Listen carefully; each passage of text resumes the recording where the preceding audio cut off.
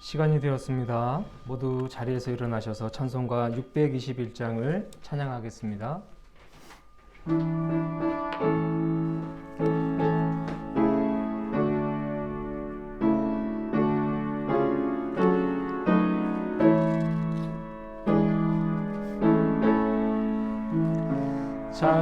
찬양하라 내 영혼아,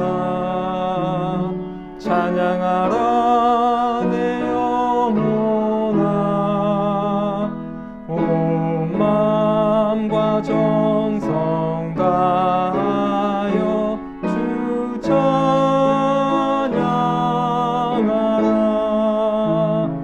경배하라 내 영혼아, 경배하라 내 영혼아, 온 마음과 정성 다하여 주 경배하라. 사랑하는 여러분, 오늘은 부활절 제4주입니다. 시편 30편 4절에서 5절 말씀을 힘입어 하나님을 예배하는 자리로 나아갑시다. 주의 성도들아, 여호와를 찬송하며 그의 거룩함을 기억하며 감사하라. 그의 노여움은 잠깐이요 그의 은총은 평생이로다. 저녁에는 울음이 깃들지라도 아침에는 기쁨이 오리로다. 아멘. 찬송가 321장입니다. 날 대속하신 예수께 찬양하겠습니다.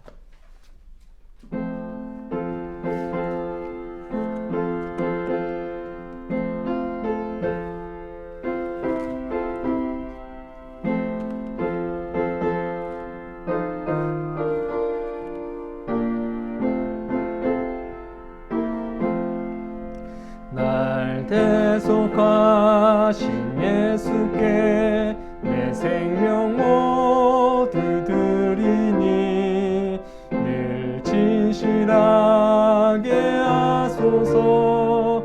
내 구주 예수여, 나 구주 위에 살리라. 내 기쁨 한량 없으리. 내 갈 길 인도하소서.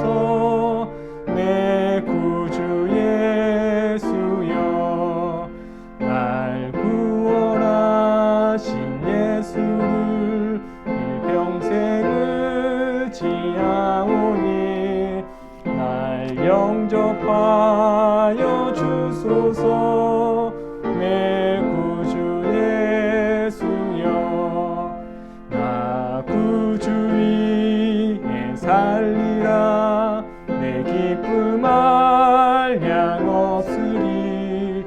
내 갈 길 인도하소서. 내 구주 예수여, 주 십자가에 달리사 날 자유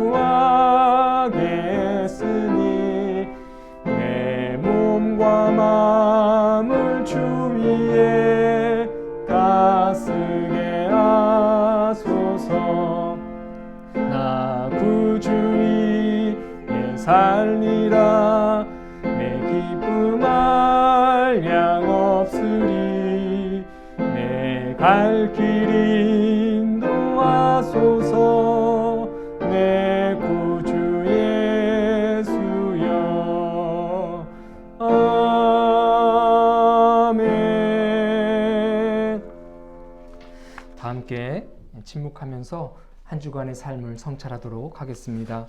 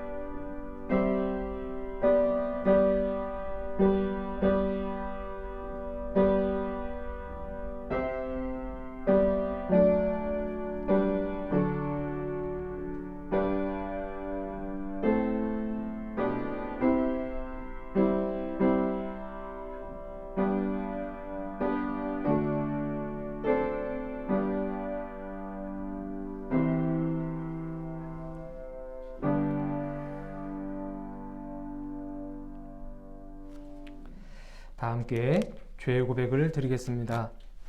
주님, 세상이 어두워지고 병들어가는 것이 다른 사람들 때문인 줄 알았습니다. 세상의 정의가 사라지고 불의가 판치게 된 것이 다른 사람들이 정의의 길을 따라가지 않기 때문인 줄 알았습니다. 교회가 부패하고 세상 사람들에게 손가락질 당하는 것도 다른 이들이 바르게 살지 못했기 때문이라고 여겼습니다. 그러나 세상을 썩게 한 사람이 나였음을 고백합니다.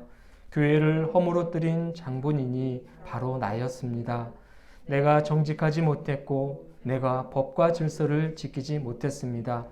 내가 먼저 특권을 요구하고 내가 먼저 편법을 사용했습니다. 주님, 이제는 내가 먼저 정직하고 내가 먼저 책임을 감당하게 하옵소서. 우리 주 예수 그리스도의 이름으로 기도합니다. 아멘. 잘못된 행실을 고치고 말씀을 따라 살고자 다짐하는 이들에게 주시는 우리 주님의 위로의 말씀을 들으시길 바랍니다. 나는 알파와 오메가요 처음과 마지막이라. 내가 생명수 샘물을 목마른 자에게 값없이 주리니 이기는 자는 이것들을 상속으로 받으리라. 나는 그의 하나님이 되고 그는 내 아들이 되리라. 아멘. 요한계시록 21장 6절에서 7절 말씀입니다. 교독문 4번입니다. 시편 5편을 교독하겠습니다. 교독문 4번 시편 5편입니다. 여호와여, 나의 말에 귀를 기울이사 나의 심정을 헤아려 주소서. 나의 왕 나의 하나님이여, 내가 부르짖는 소리를 들으소서. 내가 주께 기도하나이다. 여호와여, 아침에 주께서 나의 소리를 들으시리니 아침에 내가 주께 기도하고 바라리이다. 주는 죄악을 기뻐하는 신이 아니시니 악이 주와 함께 머물지 못하며 오만한 자들이 주의 목전에 서지 못하리이다. 주는 모든 행악자를 미워하시며 거짓말하는 자들을 멸망시키리이다. 여호와께서는 피 흘리기를 즐기는 자와 속이는 자를 싫어하시나이다. 오직 나는 주의 풍성한 사랑을 힘입어 주의 집에 들어가 주를 경외함으로 성전을 향하여 예배하리이다. 여호와여, 나의 원수들로 말미암아 주의 의로 나를 인도하시고 주의 길을 내 목전에 곧게 하소서. 아멘.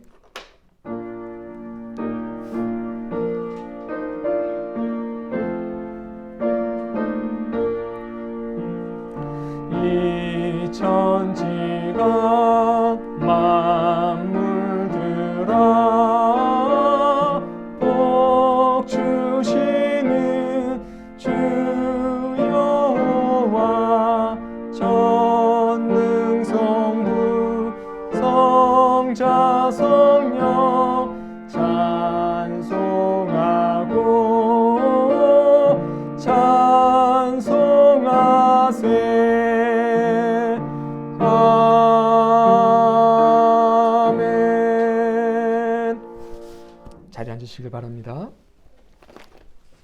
기도하겠습니다. 사랑과 은혜가 충만하신 하나님 감사합니다. 지난 한 주간 동안도 우리를 지켜주시고 의로운 손으로 붙들어 주시며 호흡하며 살아갈 수 있게 하심을 참 감사합니다. 되돌아보면 모든 것이 다 하나님의 은혜였음을 믿습니다. 우리의 아침과 저녁, 우리의 모든 일과 우리가 일어나고 또 잠드는 모든 순간까지 주님이 늘 동행하셨음을 이 시간 기억합니다. 하나님의 한량없는 은혜를 마음을 모아 찬송하오니 주님, 우리가 드리는 이 예배를 기뻐 받아 주시옵소서. 아버지 하나님, 하나님의 사랑을 듬뿍 받았음에도 불구하고 우리는 여전히 세상 속에서 허덕이며 살아갑니다. 하나님께 온전히 마음을 두지 못하고 한 발은 세상에 내디딘 채 이쪽으로 기웃거리며 저쪽으로 기웃거리며 좌로 우로 치우치며 살아가고 있습니다. 아버지 하나님, 연약한 우리를 불쌍히 여겨주시고 마음을 온전히 하나님께로 합하지 못하는 우리를 불쌍히 여겨 주시옵소서. 아버지 하나님, 다시 한번 마음을 다잡습니다. 아버지 하나님께 마음을 두고 우리의 삶을 온전히 의탁하며 하나님만 바라보며 살아가게 하여 주시옵소서. 주님 한 분만으로 만족해 하는 인생들 되게 하시고 하나님이 주시는 그 놀라운 은혜를 기뻐하며 사는 저희들이 되게 하여 주시옵소서. 이 나라와 이 민족 늘 기도합니다. 아버지 하나님께서 애지중지하시는 백성들 행복한 삶 살 수 있도록 도와주시고 열심히 노력하고 수고한 만큼 그에 따르는 대가를 정직하게 얻어갈 수 있도록 도와주시옵소서. 특별히 위정자들을 위해서 기도하오니 하나님께서 위임하신 권세를 자신의 사리사욕을 채우는 데 사용하는 것이 아니라 이 백성들 위해 사용하게 하여 주시옵소서. 하나님을 경외하는 마음을 주시옵시고 하나님의 진노하심과 하나님의 예의주시하심이 늘 그들을 향하고 있음을 한순간도 잊지 않고 살게 하여 주시옵소서. 하나님이 세우신 한국교회 다시금 회복되어지길 원합니다. 아버지 하나님, 이 코로나 위기로 인하여 점점점 어려워져 가고 있는 형국이지만 아버지 하나님이 주시는 그 말씀을 다시금 회복하고 하나님께서 원하시는 사역을 다시금 개진해 나아갈 때에 실추되었던 위상이 다시금 회복되어짐으로 말미암아 이웃들이 한국교회를 향하여 박수와 찬사를 보내는 날이 속히 오게 하여 주시옵소서. 어두워져가는 세상에 빛이 되는 교회들 되게 하여 주시옵시고 설선수범하고 모범이 되는 교회들 되게 하여 주시옵소서. 갈 바를 알지 못하고 방황하고 있는 이들에게 올바른 길을 제시할 수 있도록 깨어있는 한국교회가 되게 하여 주시옵소서.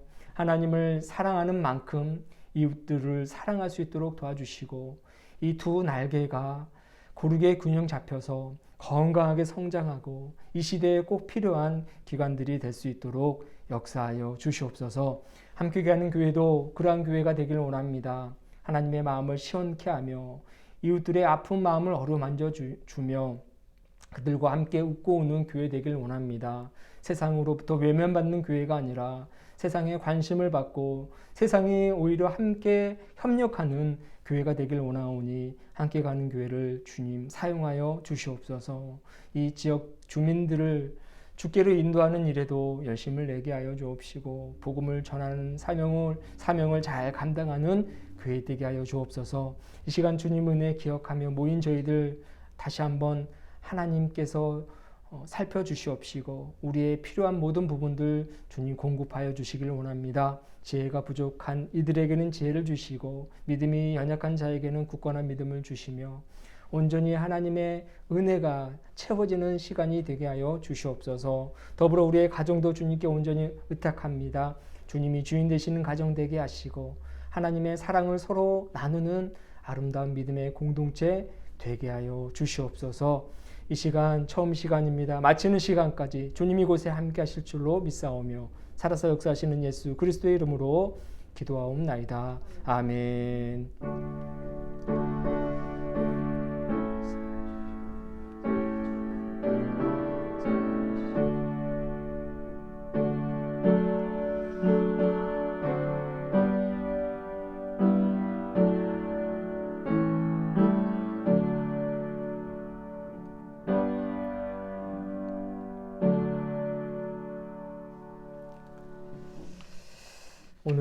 말씀은 시편 112편 1절부터 6절까지입니다. 할렐루야. 주님을 경외하고 주의 계명을 크게 즐거워하는 사람은 복이 있다. 그의 자손은 이 세상에서 능력이 있는 사람이 되며 정직한 사람은 사람의 자손은 복을 받으며 그의 집에는 부귀와 영화가 있으며 그의 의로움은 영원토록 살아있다. 정직한 사람에게는 어둠 속에서도 빛이 비치니 그는 은혜로우며 긍휼이 많으며 의롭기 때문이다. 은혜를 베풀면서 남에게 꾸어주는 사람은 모든 일이 잘 된다. 그런 사람은 일을 공의로 처리하는 사람이다. 그런 사람은 영원히 흔들리지 않고 의로운 사람은 영원히 기억된다. 이는 살아계신 하나님의 말씀입니다. 주님을 찬양합니다. 아멘. 특별 찬양하겠습니다.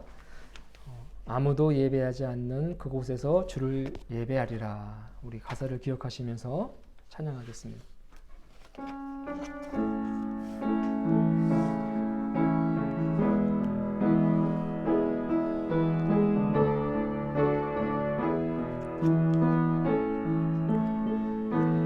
아무도 예배하지 않는 그곳에서 주를 예배하리라. 아무도 찬양하지 않는 그곳에서 나 주를 찬양하리라. 누구도 헌신하지 않는 그곳에서 주께 헌신하리라. 누구도 증거하지 않는 그곳에서 나 주를 증거하리라. 내가 밟는 모든 땅 주를 예배하게 하소서. 주의 보혈로 덮어지게 하소서. 내가 서 있는 이곳 주의 거룩한 곳 되게 하소서. 주의 향기로 물들이소서. 내가 밟는 모든 땅, 내가 밟는 모든 땅 주를 예배하게 하소서. 주의 보혈로 덮어지게 하소서. 내가 서는 거룩한 곳 되게 주의 향기로 물들이소서. 아멘. 너무나 오래간만에 부르는 찬양이다 보니까 가사가 멜로디하고 좀 안 맞았습니다. 네, 우리는 어느 곳에 있든지 늘 항상 예배자가 되어야 합니다. 특별히 그곳이 우리의 삶의 현장이라면 우리의 삶을 통해서 우리의 삶 자체가 예배가 되는 그런 삶을 살아야 할 것입니다. 그렇기 때문에 우리 그리스도인들은 날마다 예배를 드리는 사람인 거죠. 주일 하루 이 성전에 와서 예배 드리는 것도 물론 예배이지만 사실 이 예배보다도 더 중요한 예배는 나머지 6일간의 삶의 예배입니다. 우리는 가정에서도 예배자가 되어야 되고요. 직장에서도 예배자가 되어야 되고 내가 있는 곳이 어느 곳이든 그곳이 하나님을 향한 나의 믿음과 나의 사랑이 고백되어지는 예배의 현장이 되어야 하는 것입니다. 그래서 어떻게 보면 참 그리스도인으로 사는 것이 쉽지만은 않다는 생각이 드는데 그러나 여러분 잘 아시다시피 예배를 드림으로 인해서 우리가 얻는 유익들이 많다는 거 아시죠? 우리가 1시간의 예배를 드리고 있지만 이 1시간의 예배가 우리가 일주일 동안의 삶을 살아가는데 많은 에너지를 공급해 주잖아요. 그렇기 때문에 매일매일의 삶이 예배자가 된다 할지라도 우리는 손해볼 것이 없다는 것입니다. 오히려 더 그 예배를 통해서 하나님은 우리가 헤아릴 수 없는 많은 은혜와 또 사랑을 공급해 준다는 것이죠. 그렇기 때문에 이 찬양의 가사처럼 여러분들이 있는 그곳에서 늘 항상 예배자가 되시고 헌신하는 참된 그리스도인이 되시길 주님의 이름으로 축원합니다. 우리 서로 인사하겠습니다. 사랑하고 축복합니다. 인사하겠습니다. 사랑하고 축복합니다. 일주일 동안 또 세상 속에서 사시다가 이렇게 하나님 전에 나와서 예배를 드리는 여러분들을 환영하고 또 사랑하고 축복하고 또 감사합니다. 제가 시편 112편을 읽어 드렸는데요. 시편 112편은 다윗의 시입니다. 시편 110편부터 다윗의 시가 기록되어 있지 않습니까? 시편 119편까지 연속되어지는 것으로 보여져요.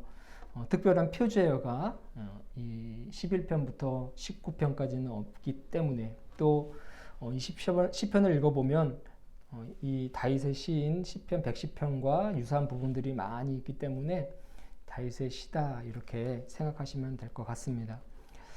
오늘 이 시편 112편에는 세 부류의 사람이 등장합니다. 첫 번째는요, 복 있는 사람이 등장하고, 두 번째는 정직한 사람이 등장하고, 세 번째는 베푸는 자에 대해서 이제 언급을 하고 있는데, 1절을 보니까 다윗은 할렐루야, 주님을 경외하고 주의 계명을 크게 즐거워하는 사람은 복이 있다 이렇게 기록하고 있습니다.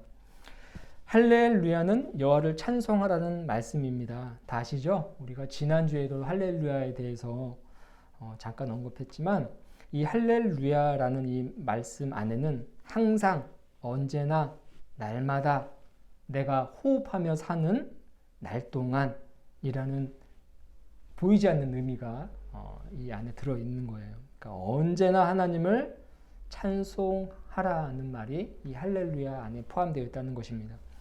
할렐루야는 선택이 아닌 필수 조건이에요. 필수 조건. 신앙인이라면 언제 어디서나 하나님을 찬양해야 하는 것입니다. 내 감정에 좌우돼서는 안 되는 거예요. 지난주에 잠깐 언급했지만 유대 랍비들은 막 화가 나는 상황에서도 샬롬 샬롬 한다고 하지 않습니까? 마찬가지예요. 우리는 언제 어디서든지 나의 어떤 감정에 기분에 좌우되지 않고 늘 항상 할렐루야 하는 삶이 우리 삶 속에서 펼쳐져야 된다는 것입니다. 희노애락의 삶 속에서 억지로라도 찬송하며 사는 자의 삶은 분명합니다. 기쁨이 있습니다. 억지로라도 찬송하며 사는 자의 삶에는 기쁨이 있고 뭐라고 표현할 수 없는 그 힘이 있어요. 속된 말로 아우라라고 하잖아요. 아우라가 느껴집니다. 찬송하는 자의 삶에는 알 수 없는 강함, 알 수 없는 능력, 딱히 설명할 수 없는 그 능력이, 그 기운이 그 사람에게 있다는 겁니다. 성령님께서 찬송하는 자와 함께 하시기 때문일 거라고 확신합니다. 성령님께서 찬송하는 자와 늘 항상 함께 하기 때문에 그 능력이 있는 것입니다. 시편 112편 2절을 보면 그때 우리의 입에는 웃음이 가득하고 우리의 혀에는 찬양이 찼었도다. 그때 문나라 가운데서 말하기를 여호와께서 그들을 위하여 큰 일을 행하셨다 하였도다 라고 기록이 되어 있습니다.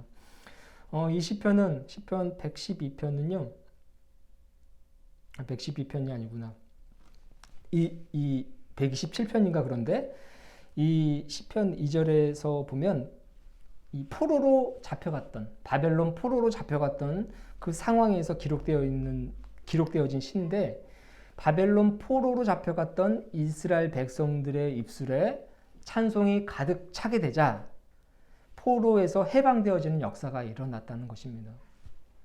그들의 입술에 찬양이 가득 차자 이 포로에서 해방되어지는 놀라운 역사가 일어난 것을 기억하고 기록한 시편이 바로 이 시편입니다. 우리의 혀에 찬양이 가득 찼었도다. 그때 여호와께서 그들을 위해서 포로에서 해방시켜주는 큰 일을 행하셨다라는 것이죠. 찬양이 넘치는 자의 인생은요, 이처럼 주께서 함께 하시면서 크고 놀라운 일들을 많이 행하신다는 사실을 여러분 기억하시길 주님의 이름으로 축원합니다. 우리가 잘 아는 바 베드로와 사도 바울도 감옥에 갇히는 그런 위기를 맞았지 않습니까? 그때 그들이 한 게 무엇입니까? 그들이 제일 먼저 한 것은 기도하고 찬송했습니다. 기도하고 찬송하자 감옥 문이 열리고 모든 착고가 풀려지며 해방되어지는 그런 놀라운 일들이 일어나게 되고, 그 사건으로 말미암아 예수 그리스도를 구주로 고백하는 많은 사람들이 모이게 되었다는 것이죠. 우리의 혀에 찬양이 차면 여호와께서 그들을 위해 큰 일을 행하신다는 사실을 여러분 기억하시길 주님의 이름으로 축원합니다. 여러분, 이 시편 120편의 이 시인 즉 다윗은요, 주를 경외하고 주의 계명을 크게 즐거워하는 사람이 복 있는 사람이라고 그렇게 언급하고 있어요. 이는 우리가 흔히 알고 있는 복이 아닙니다. 물질적 복이 우리가 흔히 알고 있는 복이지 않습니까? 성경에서 참 많은 복들을 언급하고 있는데, 이 세속적 욕망이 투영된 이 복은요, 복이라고 정의하지 않아요, 성경은. 왜냐하면 그것은 결국에는 탐욕과 죄악으로 치닫게 되는 경우가 많기 때문에 성경에서 복을 이야기할 때는 물질적 복, 세속적 복, 탐욕으로 똘똘 뭉친 그 복이 전혀 아닙니다. 성경은 초지일관, 이 물질적 욕망으로서의 복을 언급하지 않습니다. 많은 복을 이야기하지만 결코 물질에 관한, 인간의 탐욕에 관한 복을 말하지 않아요. 대표적으로 예수님의 산상수훈이 그 예가 됩니다. 마태복음 5장을 보시면 팔복에 대해서 예수님께서 언급하시죠. 팔복이라 하면 8가지 복을 말하는 것입니다. 첫 번째 복이 어떤 복입니까? 심령이 가난한 자가 복이 있다라고 말씀하셨어요. 심령이 가난한 자. 두 번째는 애통하는 자. 세 번째는 온유한 자가 복이 있다라는 것입니다. 돈이 많고 건강하고 인기 많고 그런 사람들이 복이 있다라고 절대 언급하지 않았어요. 네 번째는 의에 줄이고 목마른 자가 복이 있다 하셨고, 다섯 번째 긍휼히 여기는 자가 복이 있다 하셨고, 여섯 번째 마음이 깨끗한 자, 일곱 번째 화평케 하는 자, 여덟 번째는 의를 위해서 박해를 받는 자가 복이 있다라고 그렇게 말씀하셨습니다. 이 8가지 복을 말씀하시면서 결국 이런 복 있는 자들이 되길 바라셨고, 그러한 자들이 결국 누리게 되는 것은 무엇인지에 대해서도 언급하셨는데, 첫 번째는요, 천국을 소유한다고 말씀하셨어요. 심령이 가난한 자는 천국을 소유하고, 두 번째로 애통하는 자는 위로를 받게 된다라는 것이죠. 가슴을 치며 슬퍼하고 고통스러워하는 자에게는 결국 위로가 있다라는 것입니다. 세 번째, 온유한 자, 땅을 기업으로 받고, 의에 줄이고 목마른 자, 배부르게 되고, 긍휼히 여기는 자, 긍휼히 여김을 받게 된다라는 것입니다. 마음이 깨끗한 자, 청결한 자는 하나님을 보게 된다는 거예요. 여러분, 이처럼 큰 복이 어디 있습니까? 여러분, 하나님 보고 싶지 않으십니까? 우리가 늘 항상 우리가 고백하고 우리가 찬양하는 그 하나님 좀 느껴보고 싶지 않으세요? 아니면 직접 만나보고 싶지 않습니까? 그런데 여러분, 마음이 깨끗한 자가 하나님을 보게 되는 복을 누리게 된다고 그렇게 말씀하고 있다는 거예요. 화평하게 하는 자, 하나님의 아들이 된다라는 것입니다. 그러니까 사실 우리가 하나님의 아들이지 않습니까? 하나님의 자녀잖아요. 그러면 우리가 해야 될 일은 무엇입니까? 화평하게 해야 되는 거예요. 그러니까 그리스도인이 가는 곳에는 정리정돈이 돼야 됩니다. 근데 그리스도인이 갔던 곳마다 분열이 일어나고 다툼이 일어나고 시끌벅적하고 이런 일들이 일어난다면 내가 정말 제대로 신앙생활을 하고 있는지를 점검해 봐야 되는 거죠. 나는 하나님의 자녀라고 불릴 수 있는가 생각해 봐야 된다는 것입니다.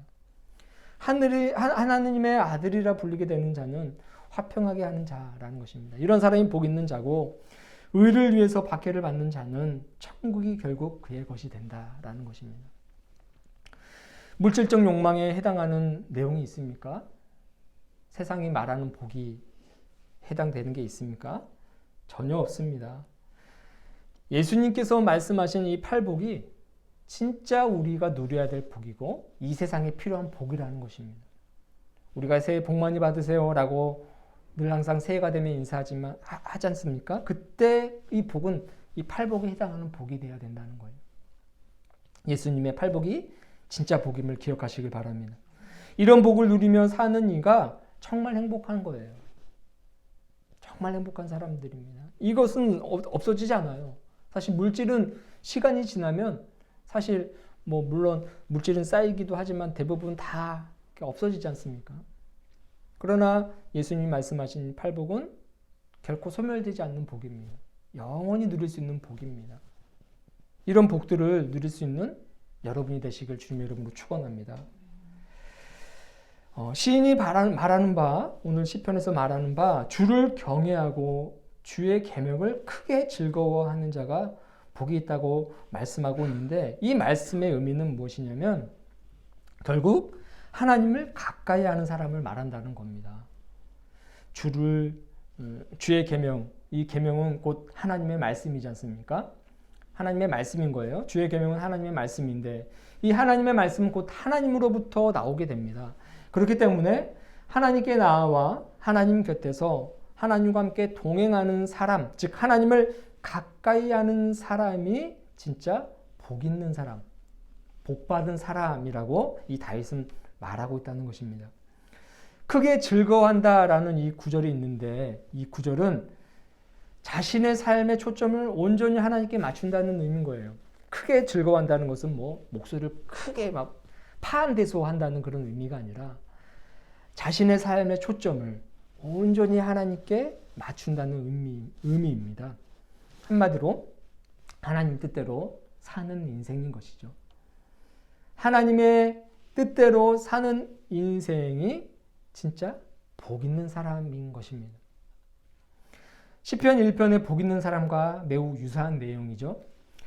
복 있는 사람은 오직 여호와의 율법을 즐거워하여 그의 율법을 주야로 묵상하는 자로다.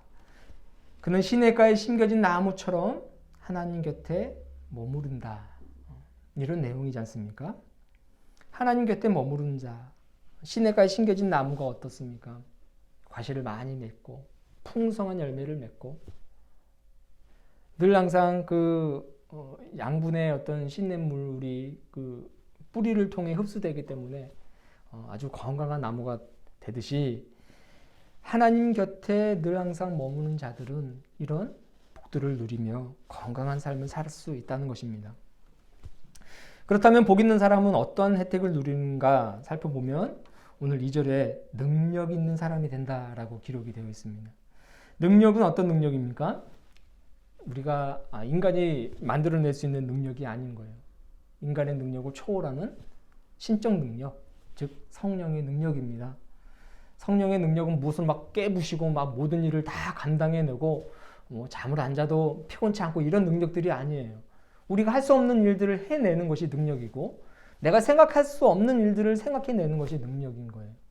세상 사람들이 하지 못했던 그런 어떤 길을 제시한다던가 전혀 세상 사람들이 이루지 못했던 그런 업적들을 이뤄내는 것이 곧 능력인 것입니다.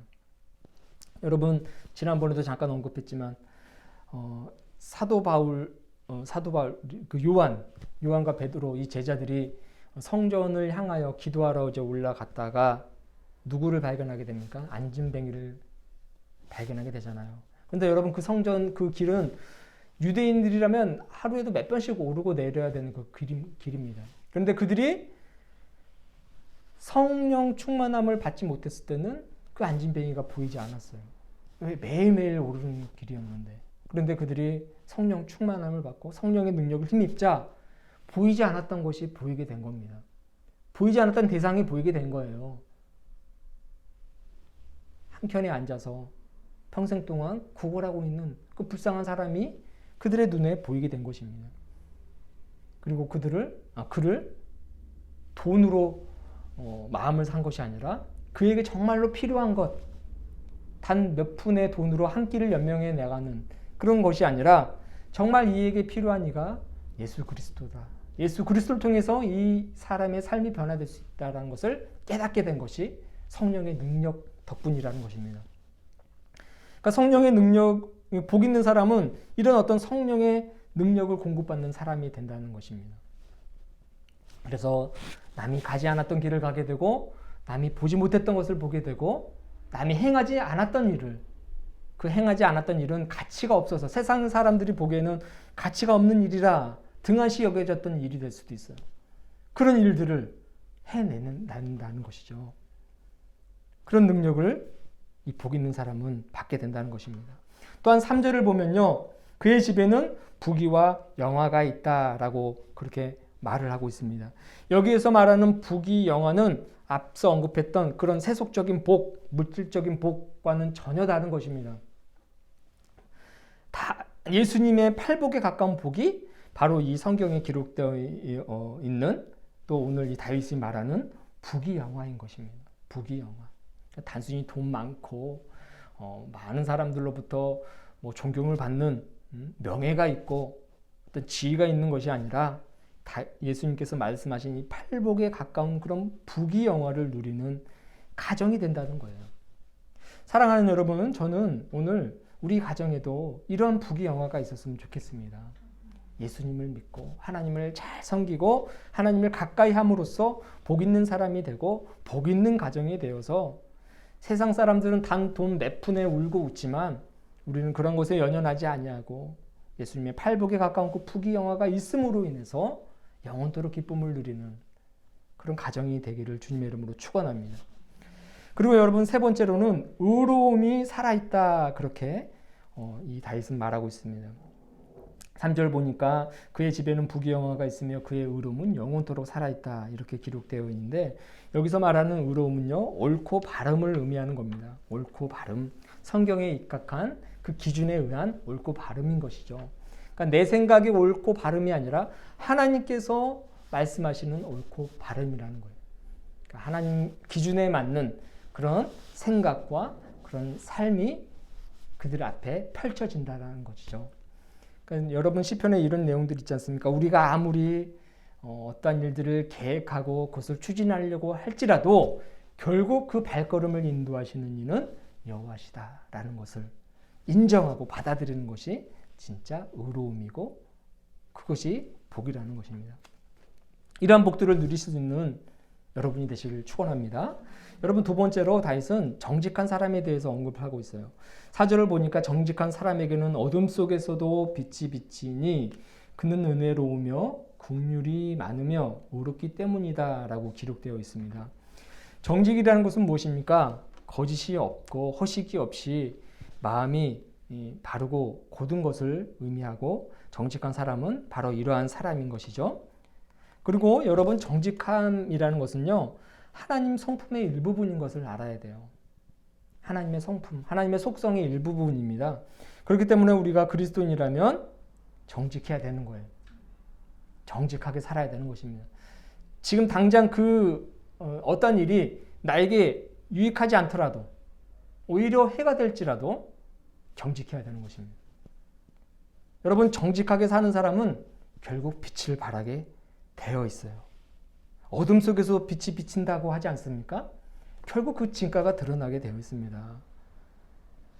하나님, 성경에서 이 정직은요, 한편으로 하나님의 말씀을 성실하게 따르는 것입니다.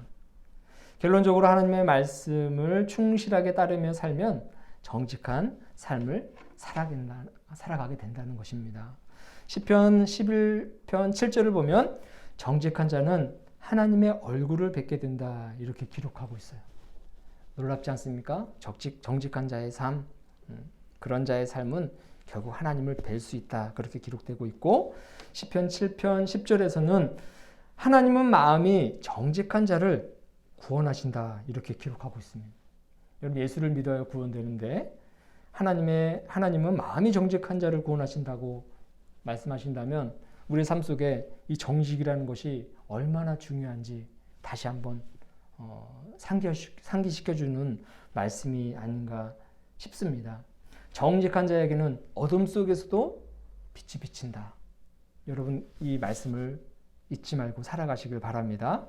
하나님께서 그의 삶에 빛을 비춰주시고 저 정직한 사람의 삶을 많은 사람들이 동경하고 있는 거예요. 동경하고 있어요. 그리고 이 시대에는 정말 정직한 사람이 필요한 시대입니다.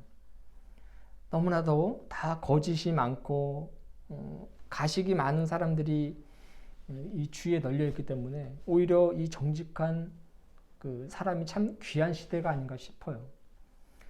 그렇기 때문에 우리가 하나님의 자녀로서 정직한 삶을 살게 된다면 결국 우리의 삶이 의로운 삶이 되고 빛이 비치는 삶이 될 것임을 저는 확신합니다.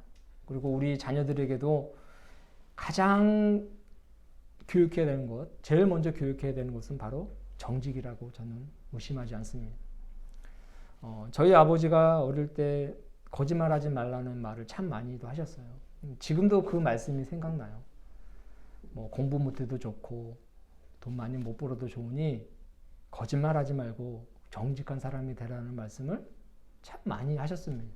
TV 보다가도 정직한 사람이 되라 뜬금없이 말씀하셨고, 밥 먹다가도 정직한 사람 되라, 거짓말하지 말라는 말씀을 참 많이 하셨어요. 그래서 저는 그 말씀을 항상 제 마음의 어떤 기준으로 삼고 그렇게 살아가려고 애쓰고 있습니다. 물론 가끔 선의의 거짓말은 하지만 그것은 뭐 나의 어떤 탐심과 어떤 이익을 위한 것이 아니라 공의를 위한 것이고 타인을 위한 것인 경우가 많죠. 어쨌든 다윗은 정직한 사람이 되고 그러한 삶을 하나님께서 원하시고 그러한 삶이 진정 복 있는 사람이다. 다 복으로 귀결된다라고 말씀하고 있습니다. 이 사실을 여러분 잊지 말고 기억하시길 바랍니다. 마지막으로 세 번째는요. 타인에게 베푸는 자의 삶에 대해서 언급을 합니다. 5절을 보니까 은혜를 베풀면서 남에게 꾸어주는 사람은 모든 일이 잘 된다. 이렇게 기록하고 있습니다. 어릴 적 저희 집 가훈이 적선지가 필요여경이었어요. 적선지가 필요여경. 그때는 잘 몰랐는데 찾아보니까 주역에 나오는 글귀더라고요. 주역에 나오는 글귀인데 선을 쌓은 집안에는 반드시 경사가 있고 좋은 일을 많이 하면 후손들에게까지 복이 미친다. 이런 말이었습니다. 아버지가 직접 쓰지는 않았는데 큰 액자 있지 않습니까? 이렇게 길다란 액자에다가 한문으로 저는 알아보지도 못했지만 아버지가 저게 가훈이다라고 해서 이제 알았는데 아주 큰 그 필체로 쓴 적선지가 필요여경이라는 것을 벽에다 딱 걸어놓던 것을 여러 번 봤습니다. 남을 좀 불쌍히 여기고 어려운 사람을 잘 도와주면, 즉 착한 일을 많이 하면 결국 그 집안에는 경사가 넘치고 그것은 후손들에게까지 미친다라는 그런 어떤 단순한 말이었어요. 그래서 저는 이제 어릴 적 종종 그 당시에는 구걸하러 다니는 사람들이 꽤 많았습니다. 집사님 우리 때는 그랬잖아요, 그죠? 네. 길거리 가다 보면 진짜 이렇게 그 호박 반쪽엔 그 바가지 같은 거 들고 다니는 사람들이 제 기억에 눈에 보였어요, 종종. 근데 저희 주변에 특히 제가 어릴 적 수원에 살았기 때문에 종종 많이 있었거든요. 그런데 혹시라도 밖에 놀다가 좀 가난한 분이, 좀 이렇게 허름한 분이 눈에 띄면 잽싸게 집으로 들어와가지고 할머니를 막 찾아요. 그래서 할머니 밖에 거지가 있어요. 그러면서 밥 좀 주세요라고 해가지고 바가지에다가 할머니가 주신 그 밥을 가지고 막 당장 뛰쳐나가서 쌀을 주기도 하고 밥을 주기도 하고 그랬던 기억이 있어요. 그러니까 남을 불쌍히 여기고 어려운 이웃들을 도우면 결국 그것이 복이 된다는 말을 그 당시 잘 기억하고 또 실천했던 그런 유년 시절이 있습니다. 심지어는 스님이 와도 쌀을 이렇게 보시라고 하잖아요. 그랬던 기억들이 있어요. 어쨌든 여러분, 은혜를 베풀면서 남에게 주는 사람은 모든 일이 잘 된다. 이 말씀을 여러분 꼭 기억하시길 주님 이름으로 축원합니다. 다른 시편에도 제가 지금 다 급해갖고 찾아보지는 못했는데 어려운 사람들을 도와주고 남에게 잘 베푸는 사람은 그 사람의 마음을 얻는다는 그런 시도 있어요. 선물을 주는 사람은 그 사람의 마음을 얻는다라는 그런 것들이 있더라고요.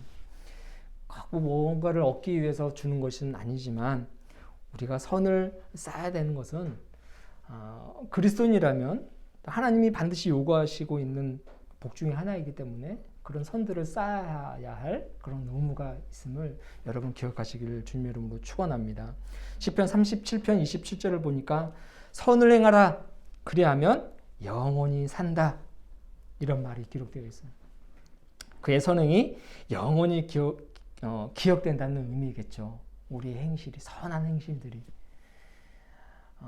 참 그런 의미에서 우리 집사님이 하시는 일들은 참 귀하고 값진 일이라고 저는 생각이 됩니다. 볼 때마다, 항상 말씀을 들을 때마다 참 이 시대에 참 필요한 그런 우리가 반드시 실천해야 될 그런 일들이구나, 선이구나 라는 것을 우리 집사님 말씀하실 때마다 참 많이 깨달아요. 그래서 저도 또 우리 가족도, 또 우리 가족뿐만 아니라 많은 가족들도 이런 어떤 선한 일들을 정말로 뭐 한 달에 한 번이라도 의무적으로 해야 되지 않을까 하는 그런 생각들도 들고요. 또 시간 나는 대로 그런 어떤 봉사라든가 섬김들을 좀 해야 되지 않나라는 그런 생각이 듭니다. 타인에게 베푸는 자가, 선을 행하는 자가, 꾸어주는 자가 진짜 복 있는 사람이다. 이 말씀을 여러분 기억하시면서 우리의 삶의 영역은 각자 다를지라도 우리가 할 수 있는 그런 선한 일들을 찾아서 빛을 드러내고 하나님께 영광 돌리는 복된 삶을 살아가실 수 있길 주님의 이름으로 축원합니다. 기도하도록 하겠습니다. 참 좋으신 주님 감사합니다. 복 있는 사람이 되길 원합니다. 정직한 사람이 되길 원합니다. 선을 행하며 타인에게 베푸는 자가 되길 원합니다. 이러한 자의 삶이 하나님이 기뻐하시는 자의 삶이고 진정 우리 그리스도인들이 살아내야 할 복된 삶임을 기억하게 하여 주시옵소서. 늘 주님이 우리와 동행하시면서 이런 삶을 넉넉히 이뤄낼 수 있게 하여 주시옵소서. 감사를 드리며 거룩하신 예수 그리스도의 이름으로 기도합니다. 아멘. 사도신경으로 신앙 고백을 드리겠습니다. 나는 전능하신 아버지 하나님, 천지의 창조주를 믿습니다. 나는 그의 유일하신 아들, 우리 주 예수 그리스도를 믿습니다. 그는 성령으로 잉태되어 동정녀 마리아에게서 나시고 본디오 빌라도에게 고난을 받아 십자가에 못 박혀 죽으시고 장사된 지 사흘 만에 죽은 자 가운데서 다시 살아나셨으며 하늘에 오르시어 전능하신 아버지 하나님 우편에 앉아 계시다가 거기로부터 살아있는 자와 죽은 자를 심판하러 오십니다. 나는 성령을 믿으며 거룩한 공교회와 성도의 교제와 죄를 용서받는 것과 몸의 부활과 영생을 믿습니다. 아멘. 찬송가 50장 1절 부르시면서 준비하신 예물 봉헌하겠습니다.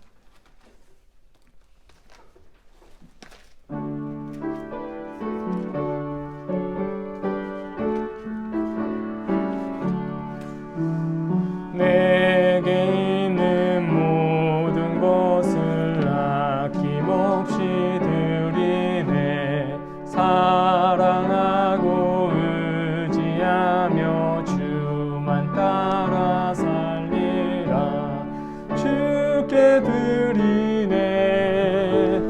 주께 드리네. 사랑하는 구주 앞에 모두 드리네.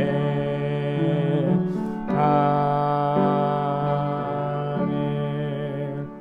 드려진 예물 위해서 기도하겠습니다. 주님 주신 은혜 기억하며 귀한 예물 드립니다. 더불어 우리의 시간과 건강과 삶 또한 드립니다. 이 예물이 하나님 나라를 확장하는 귀한 도구가 되게 하여 주시옵소서. 굶주린 자에겐 빵이 되게 하시고 헐벗은 자에겐 의복이 되게 하시며 죽어가는 이에게는 생명의 양식이 되게 하여 주시옵소서. 필요한 곳에 적절히 사용되는 하나님의 손길이 되게 하여 주옵소서. 우리 교회를 기억하고 돕는 손길들 위해 주님 함께 하사 늘 하나님으로부터 받는 그 복들을 누리게 하여 주옵시고 화목하고 건강한 삶 살게 하여 주시옵소서. 가정과 또 직장과 또 섬기는 교회에 복의 복을 더하셔서 늘 이 시대가 요구하는 가정이요 또 교회요 직장이요 인물들이 될 수 있도록 주님 도와주옵소서. 더불어 우리의 가정도 주님께 온전히 의탁합니다. 주님의 십자가가 세워지는 가정 되게 하시고 하나님이 우리에게 요구하시는 그 사랑의 가정을 이루며 살아갈 수 있도록 도와주시옵소서. 주님께서 베푸신 그 은혜를 기억하며 서로 은혜를 끼치고 또 화합하고 또 화목하고 서로 사랑하는 아름다운 또 건강한 가정되게 하여 주시옵소서. 새롭게 시작되는 한 주 주님께서 넉넉히 우리의 삶을 붙들어 주시고 우리가 만나는 모든 이들에게도 하나님의 사랑이 흘러 들어가게 하여 주시옵소서. 주님 때문에 웃고 주님 때문에 행복하고 주님 때문에 힘이 나는 귀한 한 주가 되게 하여 주옵소서. 감사를 드리며 예수 그리스도의 이름으로 봉헌하며 기도합니다. 아멘. 네, 교회 소식을 전할 텐데요. 특별한 내용은 없습니다.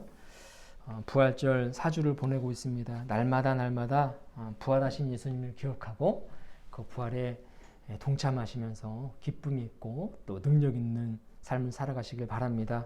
매일 중보기도 여러분 잊지 말고 시간 나는 대로 기도해 주시고요. 코로나 확진자가 점점 늘어나고 있는 추세죠. 네, 정말 언제 어디서 또 확진자가 늘어날지 모르는 상황입니다. 건강 조심하시고 개인 위생과 안전에 특별히 신경 쓰시는 그런 한 주가 되길 바랍니다. 우리 평화 인사 일어나시면서 서로 평화 인사 나누도록 하겠습니다. 주님의 평화가 당신과 함께, 주님의 평화가 당신과 함께. 파송의 말씀과 파송의 노래 1절, 4절, 2절 부르고 축도로 예배를 마치도록 하겠습니다. 사랑하는 여러분, 하나님이 우리와 함께 하심이 복입니다. 주님의 임재하심을 믿으며 담대하게 살아갑시다. 아멘. 주님의 임재하심을 기억합니다. 우리와 동행하옵소서. 아멘.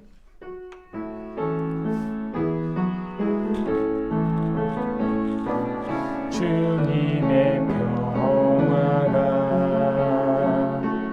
우리의 만남 속에 넘치게 하소서.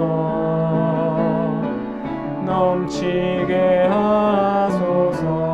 평화의 주여, 평화의 주여, 평화의 주여. 당신의 나라가 우리 가운데 샘솟게 하소서. 주님의 생명이, 주님의 생명이 우리의 만남 속에, 우리의 만남 속에 넘치게 하소서. 넘치게 하소서. 넘치게 하소서. 생명의 주여, 생명의 주여, 생명의 주여, 생명의 주여.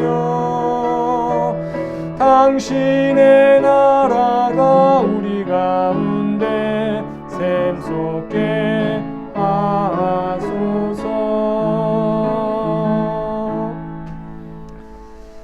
이제는 우리 주 예수 그리스도의 구속의 은혜와 하나님 아버지의 놀라우신 사랑하심과 성령님의 감화감동, 위로하심과 능력이 예배를 마치고 가정으로 또 세상으로 나아가는 교우들의 머리 위에, 가정과 이 나라와 이 민족 위에 이제부터 영원토록 함께 하시기를 간절히 축원하옵나이다. 아멘.